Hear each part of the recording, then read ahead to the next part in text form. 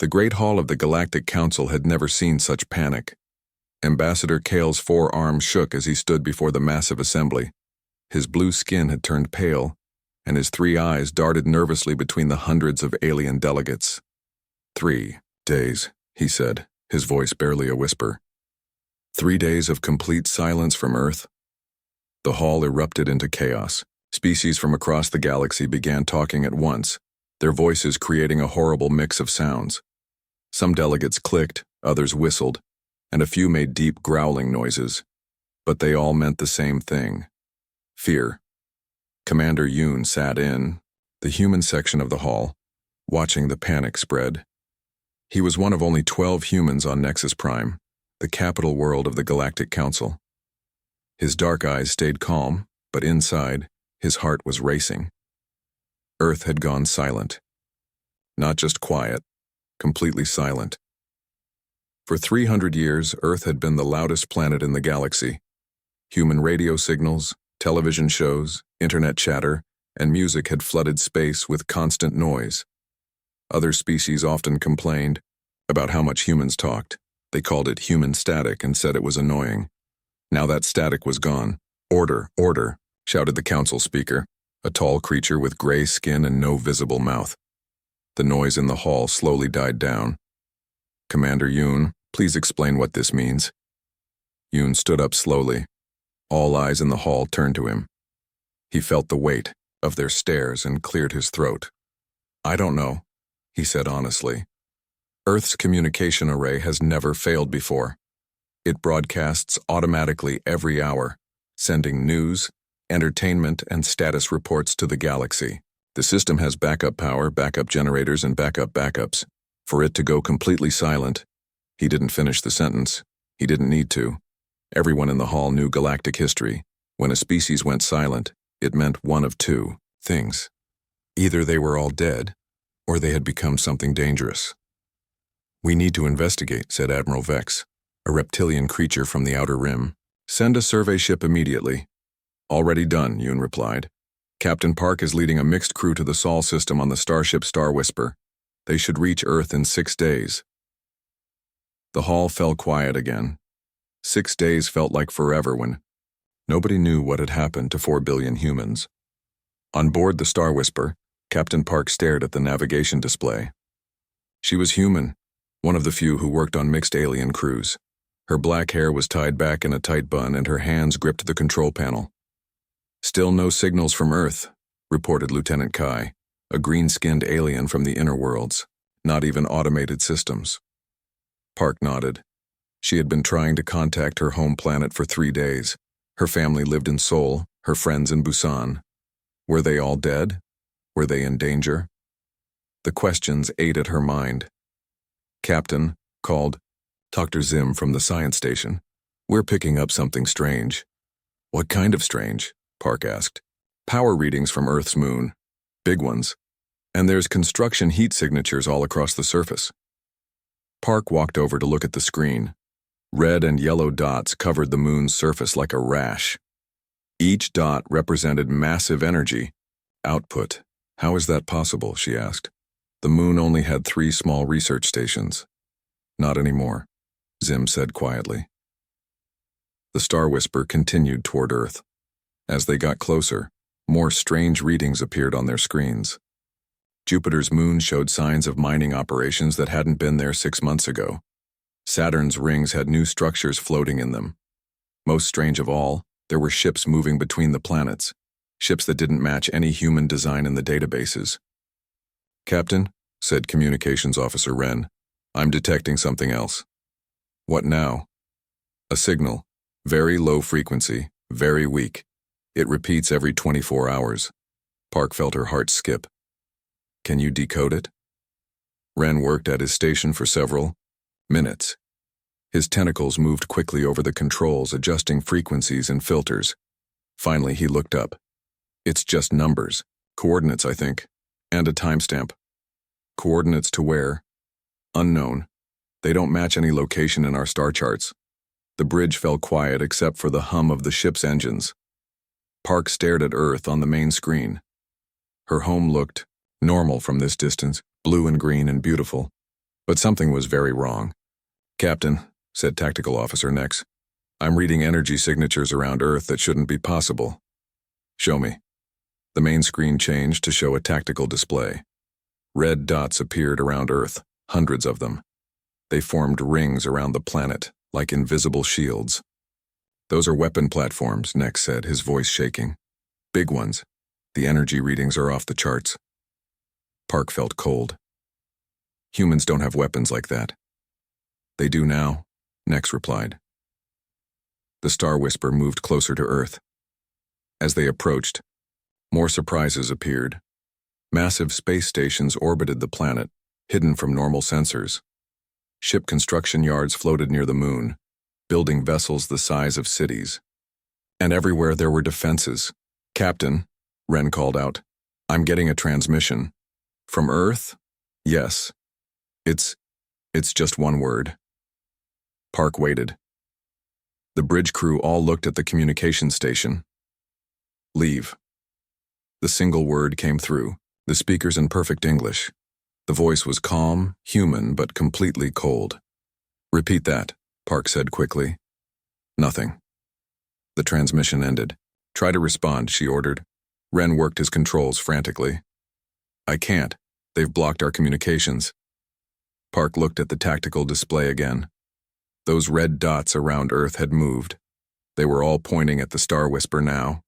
"We need to back away," said Nex.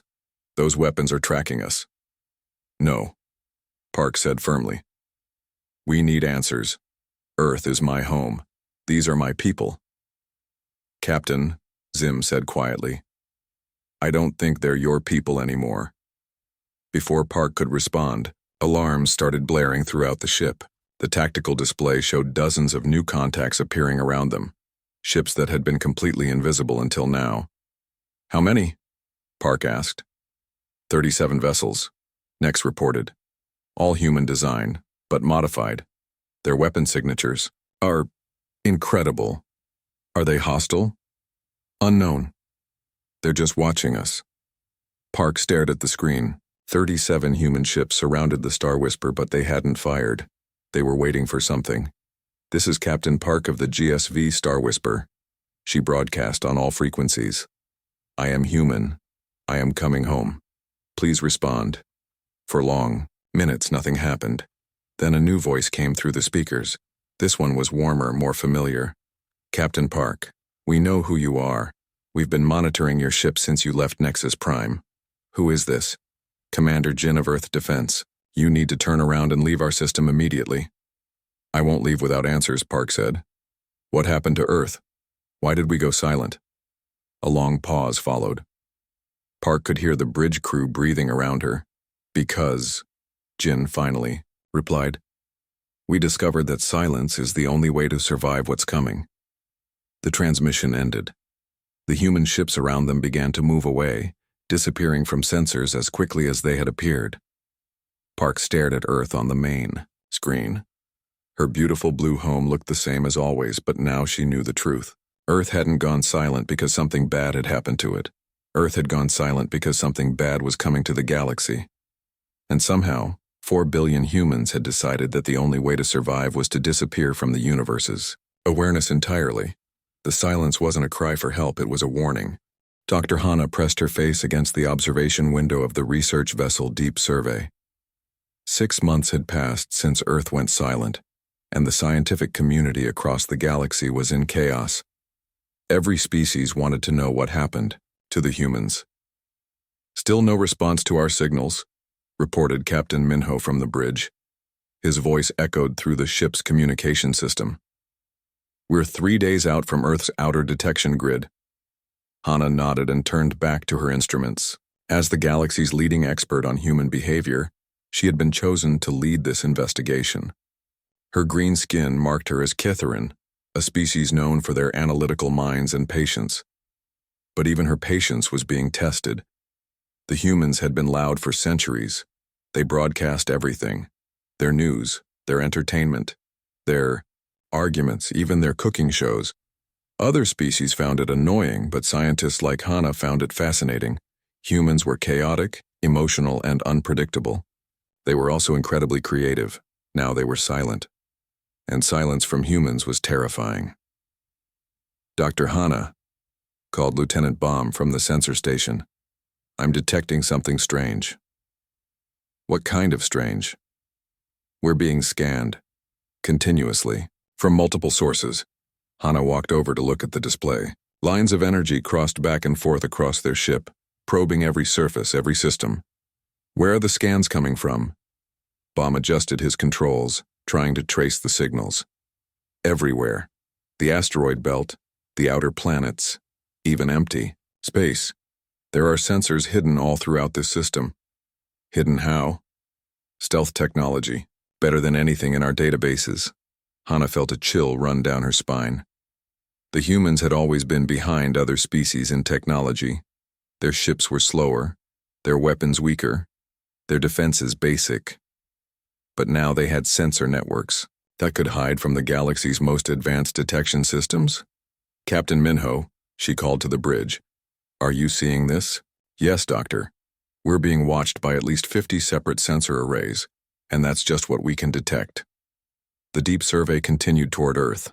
As they traveled deeper into the Sol system, more hidden sensors revealed themselves.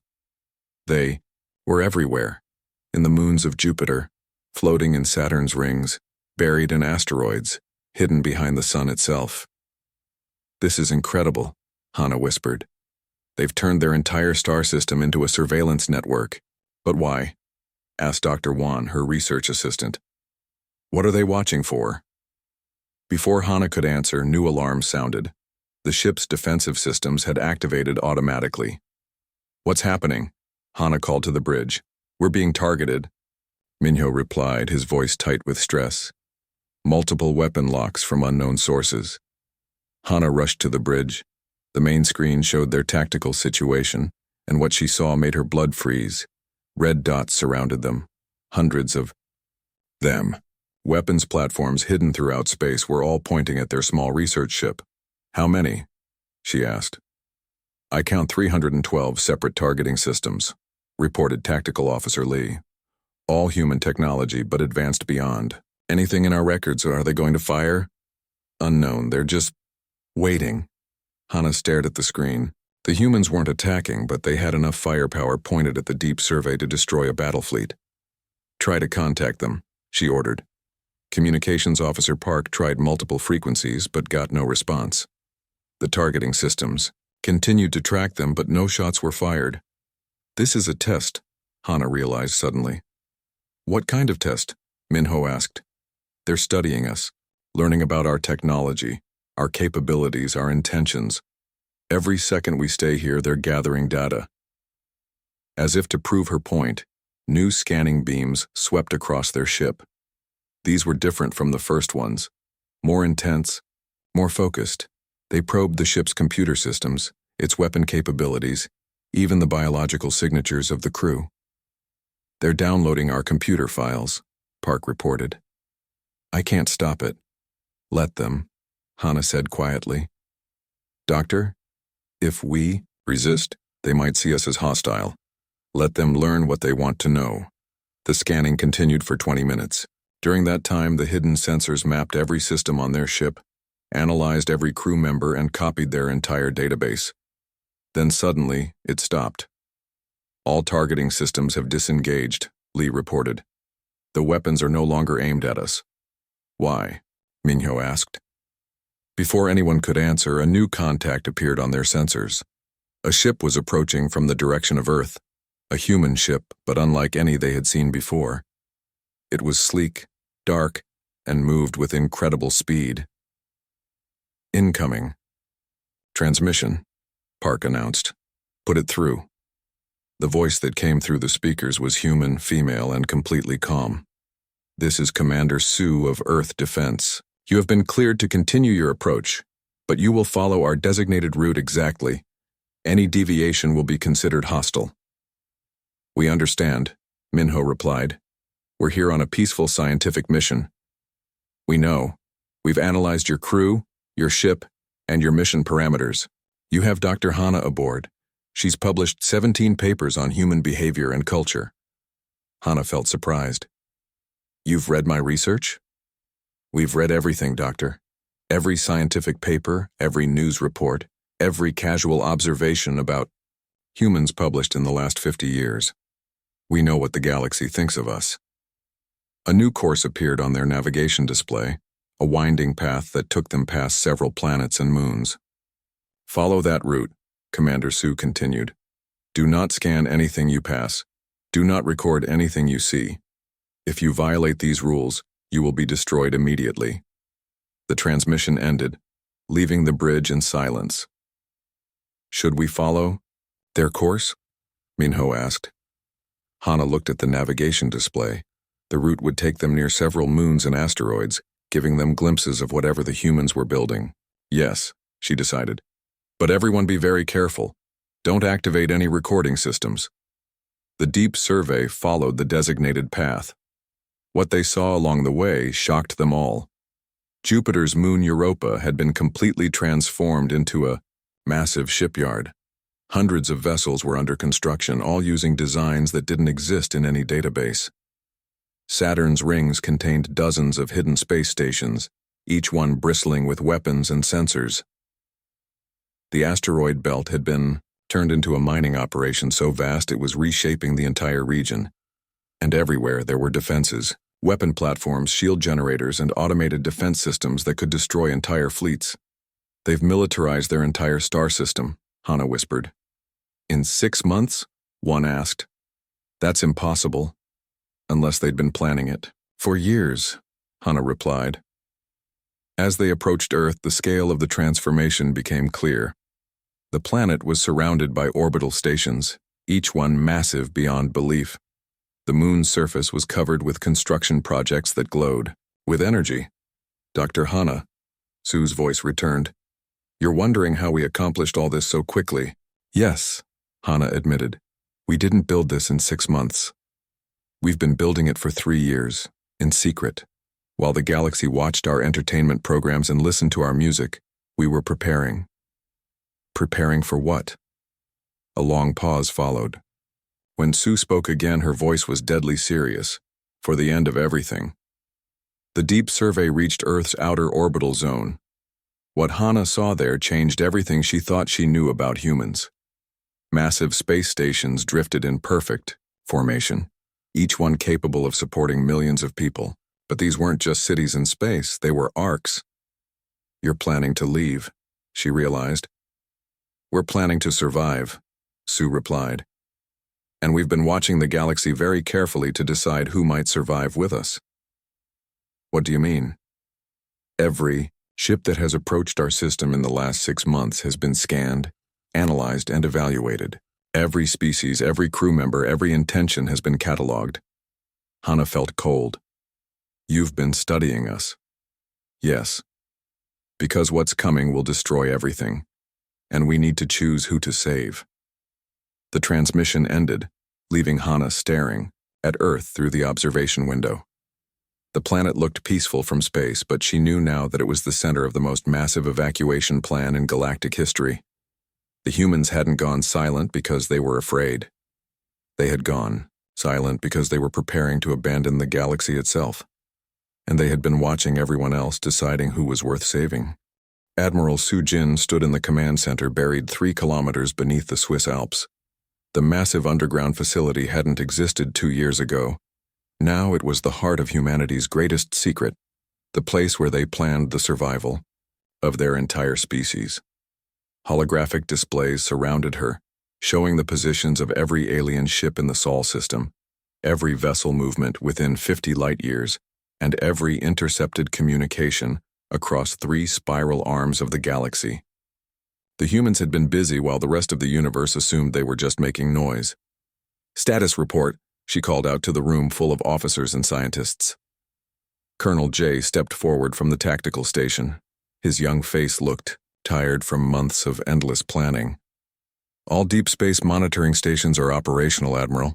We're tracking the approach vector of the visitors. Su Jin nodded. The visitors were what they called the approaching wave of destruction that was slowly eating its way through the galaxy. Other species didn't know about them yet, but humanity had been watching them for 3 years. Dr. Kim, Sujin called to the science section. Show me the latest projections. Dr. Kim was an older woman with gray hair and worried eyes. She had been the first to detect the threat, and the weight of that discovery had aged her quickly. She activated a holographic display that filled the center of the room. The image showed the galaxy from above, like a giant spiral of stars, but at the outer edge, a dark zone was spreading inward like a disease. Within that darkness, no stars shone, no radio signals emerged, nothing lived. The consumption rate has increased, Dr. Kim reported. They're destroying star systems faster than we initially calculated. Our revised estimate gives the galaxy 18 months before they reach the core worlds. 18 months. Sujin felt the familiar weight of responsibility settle on her shoulders. 18 months to evacuate as many people as possible from a galaxy that was about to die. What about the Ark ships, she asked. General Inho, a broad-shouldered man with scars from the old colonial wars, stepped up to answer. Construction is proceeding on schedule. We have 47 ships completed with space for approximately 2 million people each. Another 30 are in final assembly. And the alien ships approaching our system? 15 vessels from various species, all conducting what they believe are investigation missions. They have no idea what they're really looking at. Sujin walked to the main display, which showed Earth surrounded by its new defenses.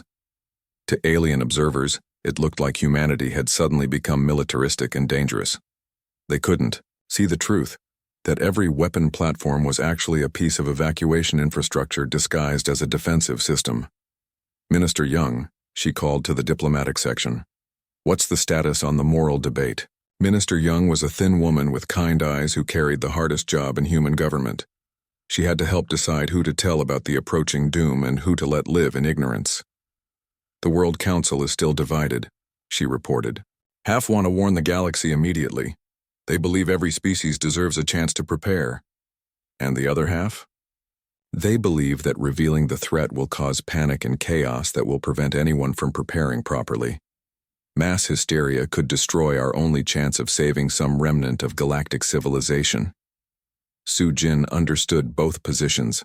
If they warned everyone, billions of beings might die in riots, wars, and desperate attempts to escape that had no real plan.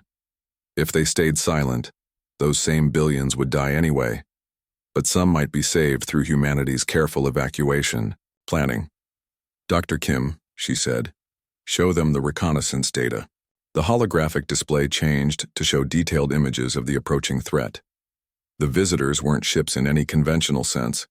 They were massive, organic-looking structures the size of moons, moving through space in perfect formations. Where they passed, entire solar systems went dark. Our deep space reconnaissance drones have identified the enemy's methods, Dr. Kim explained. They don't destroy planets with weapons. They consume them, completely. Every trace of organic matter, every bit of energy, every atom of useful material is absorbed. General Inho added, we've sent 312 reconnaissance missions beyond the galactic rim. Only 14 drones returned with data. The volunteers who piloted them. He paused. They knew it was a one-way mission. The room fell quiet. 300 human pilots had flown into certain death to gather the information that now filled their databases. Their sacrifice had revealed the truth about what was coming. The enemy isn't random, Dr. Kim continued. They target worlds with complex civilizations first. They seem to prefer planets with diverse populations and advanced technology. Earth would be a prime target. Which is why we're not going to be here when they arrive, Sujin said firmly. Captain Bora from the evacuation planning section stepped forward. Admiral, we need to make the final decision about alien refugees. Our ships can carry additional passengers, but it means fewer humans survive. This was the hardest part. Humanity had built the evacuation fleet with their own resources and their own sacrifice. They could fill the ships with humans and guarantee their species' survival. Or they could save aliens too, reducing their own numbers but preserving more of galactic civilization. How many additional refugees could we take? Sujin asked. If we reduce human evacuees by 30%, we could save approximately 15 million aliens from key species, scientists, artists, cultural leaders, genetic diversity samples. 15 million lives. It sounded like a lot, but against the backdrop of a galaxy containing trillions of beings, it was almost nothing. The Ethical Committee's recommendation? Su-Jin asked Minister Young. Save everyone we can, Young replied immediately. Our species' greatest strength has always been our compassion. If we abandon that to save only ourselves, we become something we shouldn't want to preserve. Colonel J disagreed. Admiral, our responsibility is to humanity first. These alien species had the same access to deep space monitoring that we did. If they chose not to look, that's not our fault. Except they didn't know to look, Dr. Kim pointed out. We only discovered the threat by accident when our deep space listening posts detected the absence of signals from the outer rim. We were listening for something else entirely. Su-Jin studied the displays around her. Every piece of data told the same story. Humanity had perhaps 18 months to complete the largest evacuation in galactic history. They could save themselves, or they could try to save others too. Commander Day, she called to the intelligence section. What do our psychological profiles say about the alien species currently investigating our system?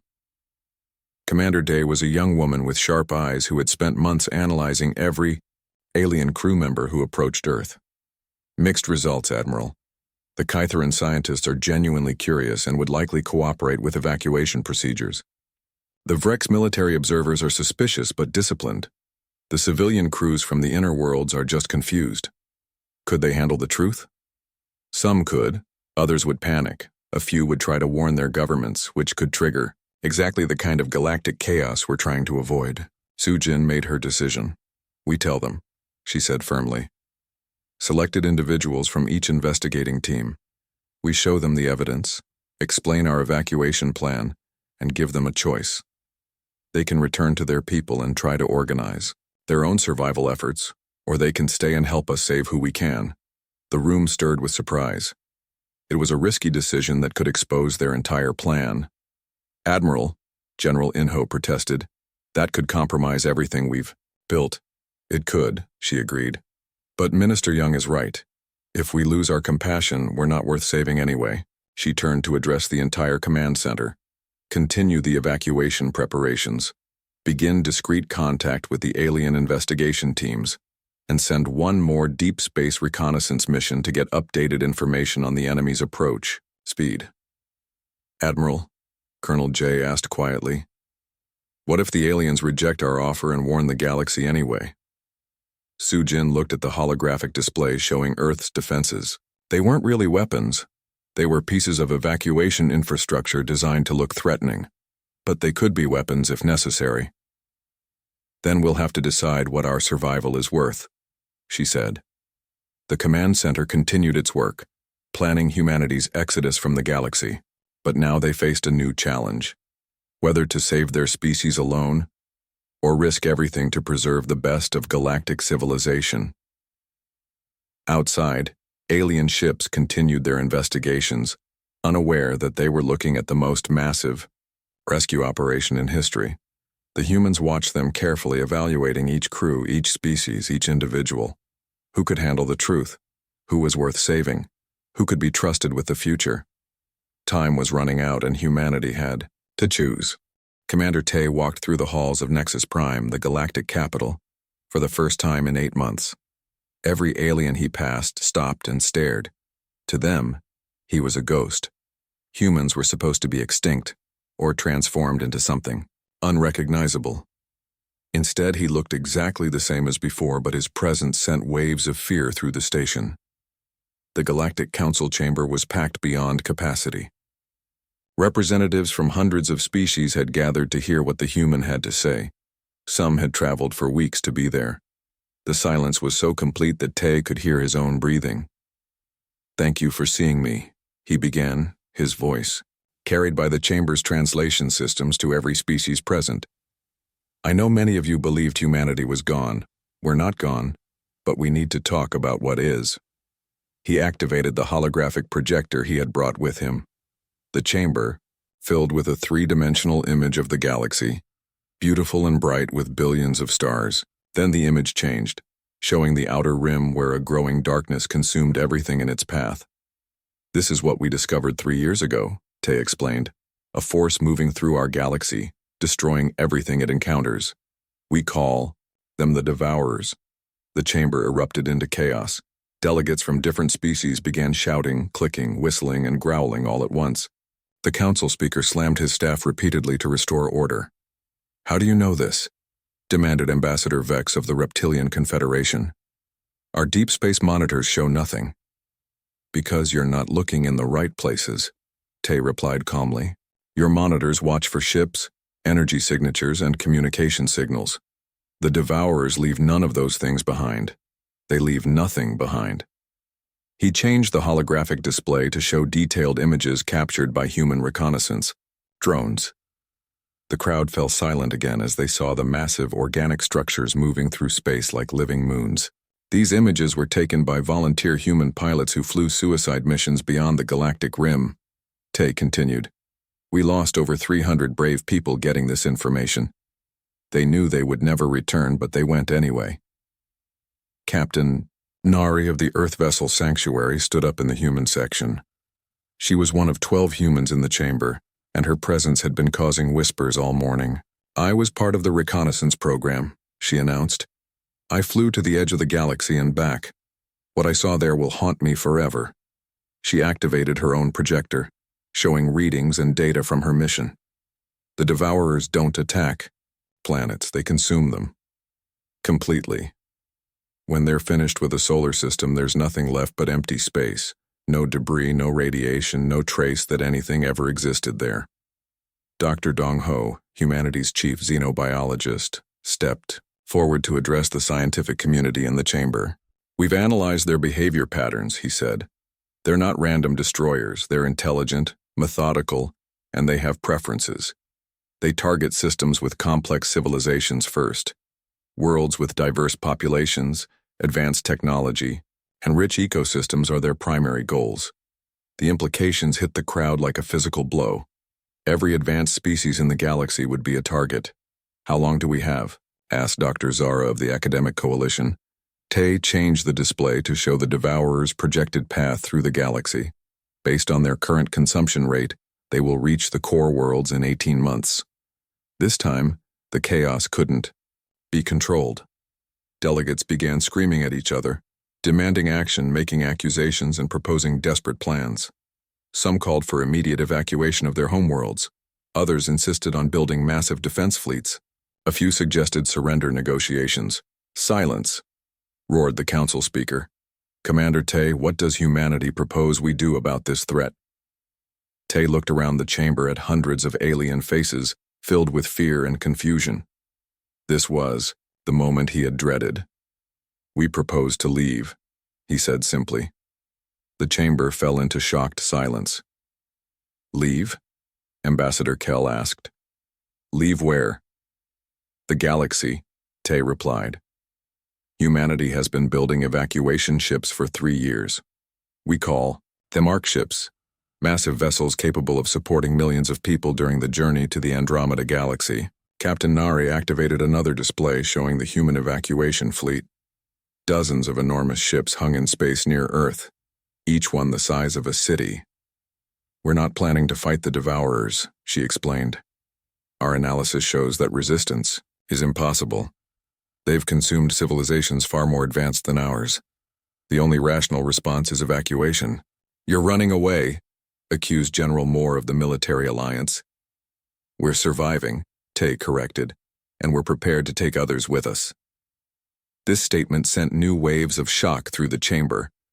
The humans weren't just abandoning the galaxy, they were offering to save others. "How many?" asked Minister Fell of the Inner Worlds Union. "Our current evacuation capacity is approximately 94 million individuals," Dr. Dong Ho replied. "We had planned to use all available space for human refugees, but we're prepared to reserve 30% of our capacity for non-human passengers." The mathematics were brutal. 30% of 94 million meant space for about 28 million aliens. Against a galactic population of trillions, it was almost nothing. "Who chooses who gets saved?" demanded Ambassador Vex. Tay had expected this question. It was the one that kept him awake at night. "Volunteers," he said. We're not selecting anyone. We're simply announcing that evacuation ships will depart from designated coordinates at specific times. Anyone who can reach those locations and is willing to abandon everything they know will be given passage. What about our governments? Our military forces, our defensive preparations? General Moore asked. Do whatever you think is best, Tay replied. Build defenses, evacuate your populations, negotiate with the devourers if you want to try. We're simply offering an alternative.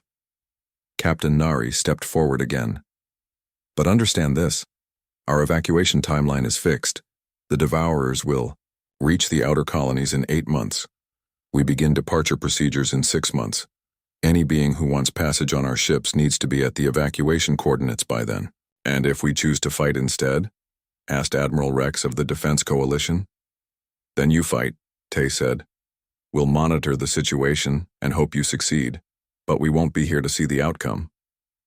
Dr. Dong Ho showed the chamber additional reconnaissance data, images of destroyed civilizations, consumed worlds, and the advancing wall of darkness that was eating the galaxy. The species we've observed being consumed were not weak, he explained. Some had energy shields that could deflect starlight. Others had weapons capable of cracking planets. All of them fell within days of first contact with the devourers. The chamber fell quiet as delegates studied the evidence. The scope of the threat was almost impossible to comprehend. Why are you telling us this now? Asked Dr. Zara. You could have kept it secret and saved only yourselves. Tay looked tired as he answered. Because despite our differences, we've been neighbors for centuries. We've shared knowledge, culture, and friendship with many of your species. We couldn't just disappear without offering the same chance of survival we're giving ourselves. But you're still abandoning us, Ambassador, Kale accused. No, Tay replied firmly. We're giving you a choice. You can come with us, or you can stay and fight, or you can find your own solution. But you can't say we didn't warn you. Captain Nari activated a final display showing coordinates and departure schedules. Evacuation ships will begin gathering. Refugees at these locations in 6 months, she announced. Passage is free, but space is limited. Refugees can bring only what they can carry, and must be prepared for a journey that will last decades. The chamber filled with whispered conversations as delegates from different species began debating among themselves. Some were already making plans to reach the evacuation points. Others were discussing military responses. A few were simply in shock. Tay watched them all with sad eyes. He knew that most of the beings in this chamber would never make it to the evacuation ships. They would stay with their worlds, their governments, their responsibilities. They would die with their galaxy. Is there anything else you can tell us? The council speaker asked. Yes, Tay replied. If any of your species manage to escape the galaxy on your own, we'll leave navigation beacons showing the route to Andromeda. We hope to see you there someday. He turned off his holographic projector and gathered his equipment. The offer stands for 6 months, he said to the chamber. After that, we're gone. As he walked out of the chamber, Tay could hear the chaos erupting behind him. Some species would try to build their own evacuation fleets. Others would prepare for war. A few might even succeed. But for most of the galaxy, the countdown to extinction had just begun. General Inho stood on the observation deck of the orbital command station, watching the last human cities being evacuated from Earth's surface. Below him, the planet that had been home to humanity for millions of years was being systematically emptied. Transport ships rose from every continent, carrying people and precious cargo to the massive arc ships waiting in high orbit. Status report? He called to his aide, Lieutenant Wan. Evacuation is 73% complete, Wan replied, checking his tablet. The European and Asian sectors are finished. We're still loading refugees from the Americas and Africa. And the alien refugees? Wan's expression grew complicated. That's more difficult to calculate, sir. In the 4 months since Commander So, Tay had revealed humanity's evacuation plan to the Galactic Council. The response had been exactly what they had expected: chaos. Some species had tried to build their own evacuation fleets. Others had begun massive military buildups. A few had simply ignored the warning entirely. but thousands of individual aliens had made their way to the human evacuation points, abandoning their homes and families for a chance at survival in another galaxy. Captain So-Young commanded the Refugee Processing Center on Luna Station. She watched through the viewport as another alien transport ship docked with her facility. The passengers who disembarked were a mix of species she had never seen together before: Catharan scientists, Vrex military officers, civilian families from dozens of different worlds. "Captain," called Sergeant Kim, "we have another group requesting passage." So-Young looked at the latest arrivals, a family of blue-skinned Aquarians with their children clinging to small bags containing everything they owned. "How many total now?" she asked. 47,000 alien refugees processed and assigned to ARC ships," Kim replied, "but we're getting more every day." It was an impossible situation. Every alien refugee they accepted meant one less human could be saved.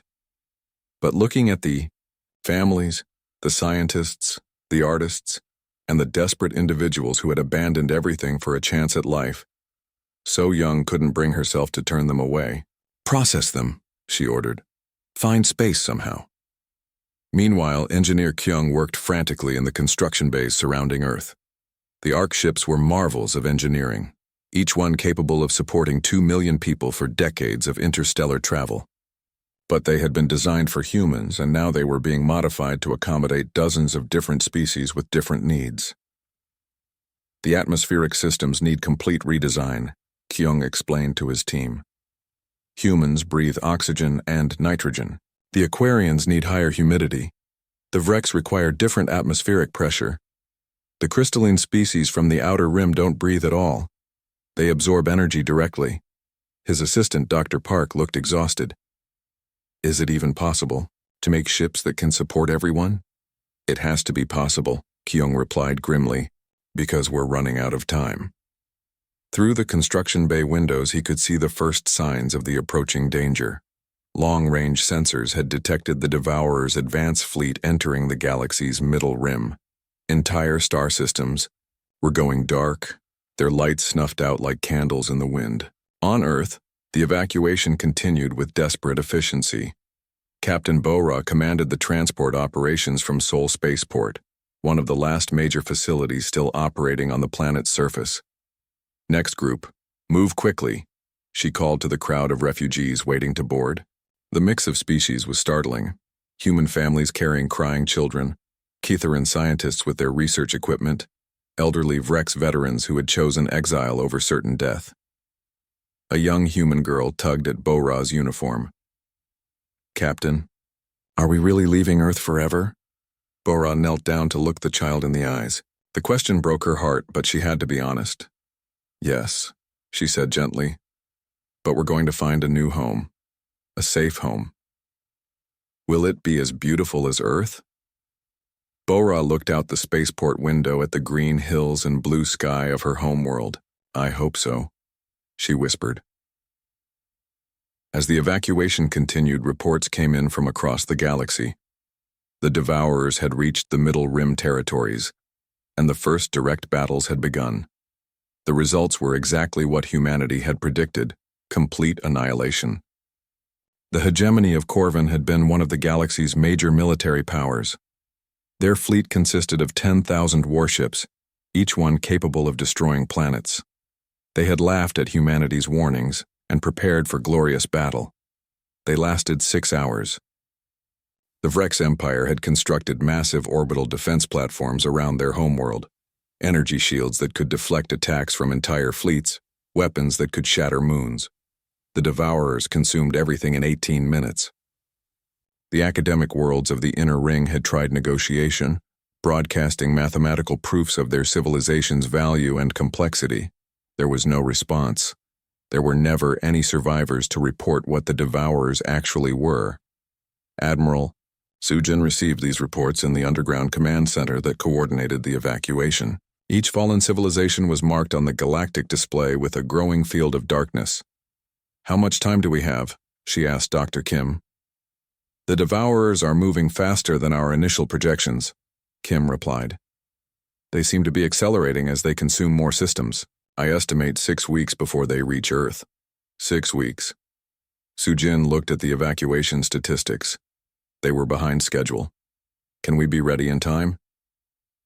If we leave some people behind, General Inho said bluntly. The final ARC ships aren't fully loaded yet. We could launch them now and save who we can, or we can wait and risk losing everyone. It was the choice they had all dreaded. Save some and abandon others, or risk saving no one. How many people are still waiting for evacuation? Sujin asked. Approximately 800,000 humans and 30,000 aliens, Colonel J reported. Nearly 1 million people. The weight of their lives pressed down on everyone in the command center. Captain So Young's voice came through the communication system from Luna Station. Admiral, we're receiving distress calls from refugee ships throughout the system. Families that have been traveling for months to reach us are just arriving. How many? Unknown. Could be hundreds of thousands more. Sujin closed her eyes. The mathematics were brutal. They could launch the evacuation fleet now and save 90% of the refugees, or wait and potentially lose everyone to the approaching devourers. Admiral, Minister Young called from the diplomatic station. I'm receiving a transmission from the Galactic Council. They're begging us to delay our departure and help coordinate their defense efforts. What's their situation? Chaos. Most governments have fallen. Refugee fleets from dozens of species are wandering through space with nowhere to go. They want us to lead a united resistance against the devourers. General Inho shook his head. It's too late for resistance. We tried to warn them 4 months ago. But we could still help coordinate evacuations, Minister Young argued. Share our escape routes, provide technical assistance for their own evacuation efforts. At the cost of our own people's lives, Colonel J pointed out. The debate that followed tore at everyone's conscience. They could follow their original plan, save who they could and abandon the rest. They could try to help coordinate galactic evacuation efforts and risk losing everyone. Or they could find some middle ground that would save fewer people, but preserve more of galactic civilization. Sujin made the hardest decision of her life. We launch the completed ARC ships immediately, she ordered. But we delay the final ships for 2 weeks to take on additional refugees and provide evacuation coordination to any species that requests it. Admiral, that's incredibly risky, General Inho protested. I know, but if we're going to be the last survivors of this galaxy, we need to be survivors worth preserving. The evacuation fleet began its departure. 47 massive ARC ships, each carrying millions of refugees from dozens of species, powered up their engines and prepared for the long journey to Andromeda. Captain Nari commanded the lead ship, New Earth. As her vessel pulled away from the Sol system, she watched through the viewport as Earth grew smaller behind them. Course set for Andromeda Galaxy, her navigator reported. Journey time, 43 years. 43 years in the darkness between galaxies. Nari hoped it would be enough time to plan for whatever they would find on the other side. Behind them, the remaining ARC ships continued loading refugees as reports came in of the Devourer's advance. Each day brought news of more fallen worlds, more dead civilizations, more proof that their decision to run had been the only rational choice. But as Nari watched the stars of her home galaxy fade in the distance, she wondered if survival without hope was really living at all. The choice had been made. Now they would discover if it had been the right one. Ambassador Wu stood before what remained of the Galactic Council for the last time. The great chamber that had once held representatives from hundreds of species now contained fewer than 30 delegates. The others were either dead, fleeing, or fighting hopeless battles against the approaching devourers. The offer still stands, he said calmly, his voice echoing in the nearly empty hall. Evacuation coordinates are being broadcast on all emergency frequencies. Any being who can reach our ships will be given passage. You're abandoning us, accused Ambassador Kyle, one of the few remaining Vrex representatives. His blue skin had turned pale gray with stress.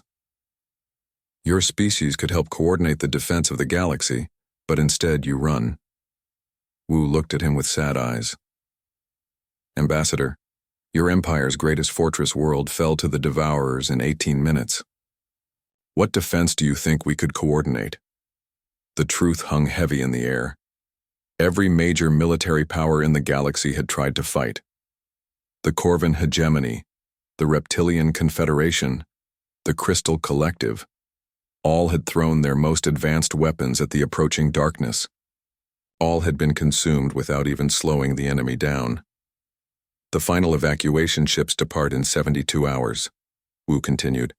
After that, we're gone. He turned and walked out of the chamber, leaving behind the ruins of galactic civilization.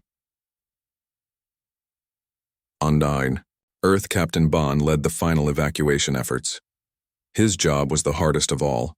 He commanded the rearguard, the volunteers who stayed behind to help others escape even though they knew they might not make it out themselves. Status on the outer colonies, he called to his communication officer. Mars colony evacuation completed 6 hours ago, Lieutenant Sue reported. Europa Station is loading their last transport now, but we're still receiving distress calls from throughout the system. Through the command center's windows, Bond could see streams of ships rising from Earth's surface, not just human vessels, but alien craft of every description. Species that had scorned humanity's warnings months ago were now desperately fleeing to the evacuation points. "Sir," called Sergeant Lee from the long-range sensors. "I'm detecting ships at the system's edge." "Refugees?" "No, sir.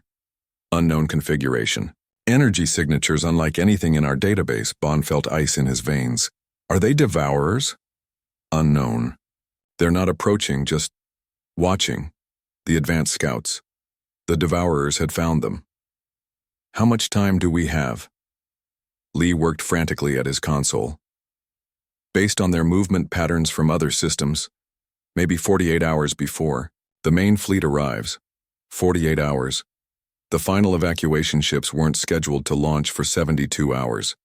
Send an emergency transmission to all remaining ARC ships," Bond ordered. "Accelerate departure schedule.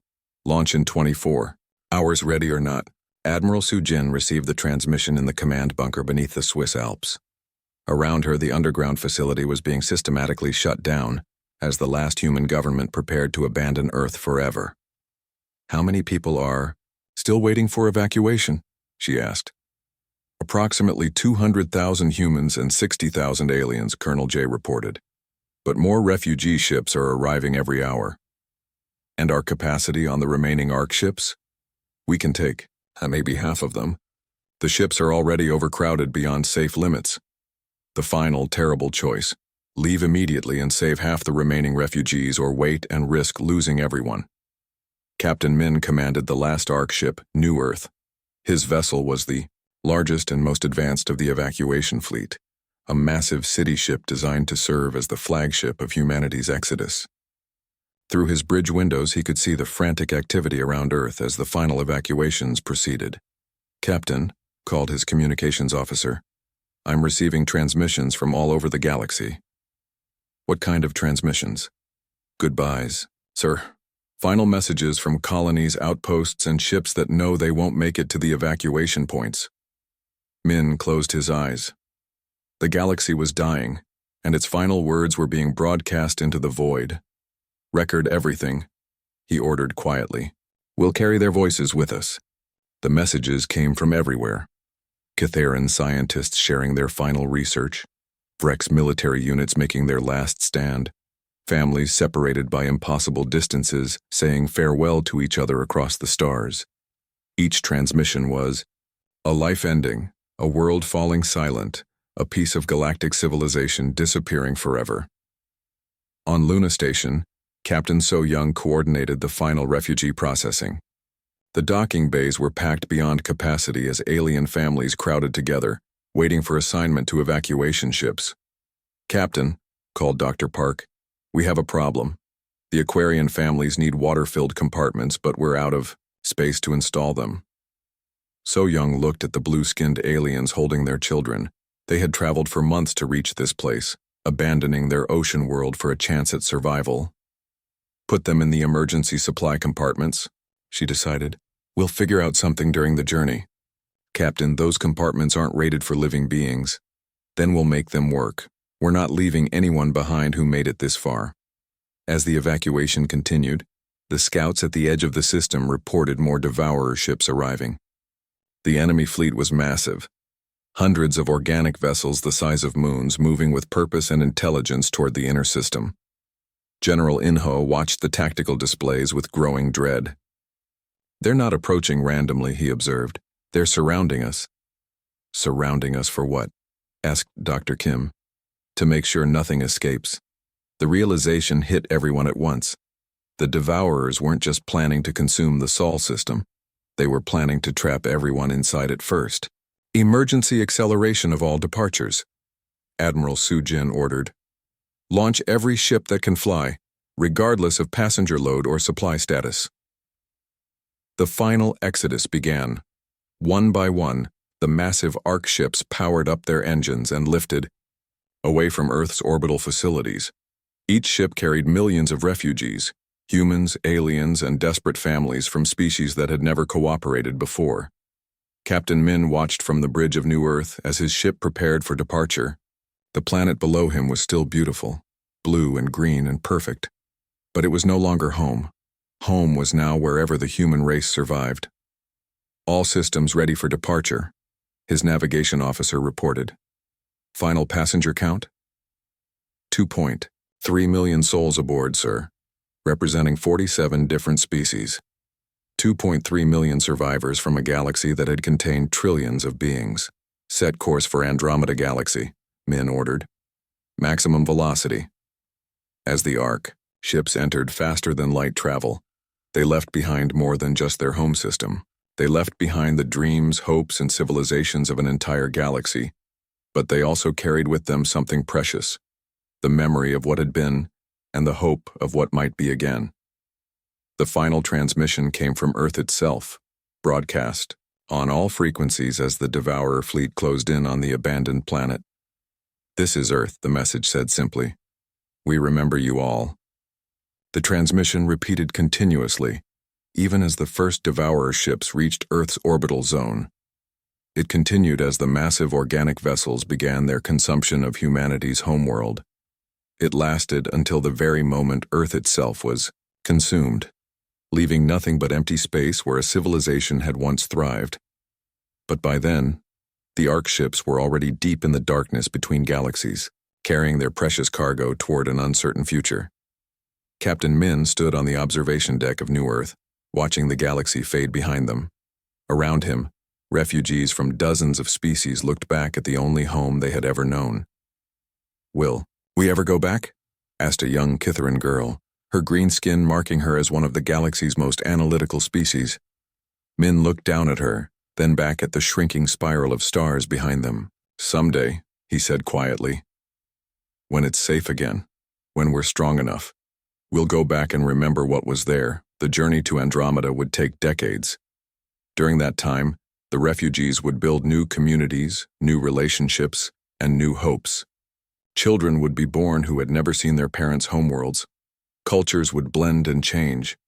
The survivors would become something new, but they would remember. In their archives, their stories, and their hearts, they would carry the memory of a galaxy that had lived, thrived, and died. And perhaps someday they would return to plant new seeds in the darkness left behind. The galaxy had gone silent, but its voice lived on in the ships sailing through the void, carrying tomorrow toward the stars.